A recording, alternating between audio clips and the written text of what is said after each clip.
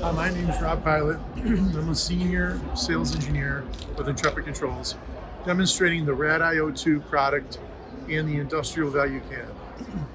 So at the heart of the product list here is the industrial value can. Industrial value can has two channels of can, one channel of LIN, and an auxiliary port for the RAD-IO. It can also accept either USB or Ethernet. In this case, we're using USB. So you can see feeding, if you look at the graphic here, on this side here, I have three RAD-IO products. I have the analog out, I have a relay product, and I have the analog in. Those are attached to a CAN hub.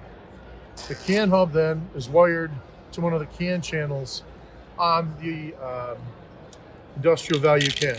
This is to demonstrate the ability that you can use any CAN device with our RAD-IO2 product. So this side here, again, is going through the CAN hub.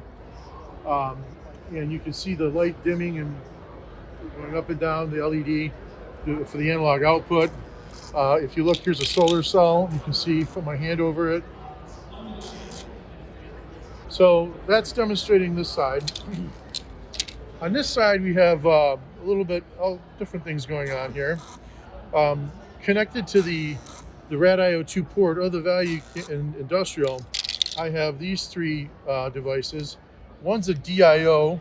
It has 4 banks of digital input, and they're not just digital, they're PWM or frequency or period, as well as you can do analog as well. And all the threshold points are programmable via the GUI setup program. So you don't need resistor divider networks. There's 4 banks of outputs. As you can see here, I have a full bridge right here. I'm controlling a actuator. Basically, it's an electric motor with a little rack and pinion. And I'm controlling the speed of it. You can hear from the sound. And over here, I have 2 little servo motors, hobbyist servo motors. It's actually a pan tilt head for a webcam that I'm controlling with one bank of the DIO because there's 2 half bridges. So I'm shaking the dice right there. I have a thermocouple board here, or a board next, and I'm measuring the current and voltage with the analog input.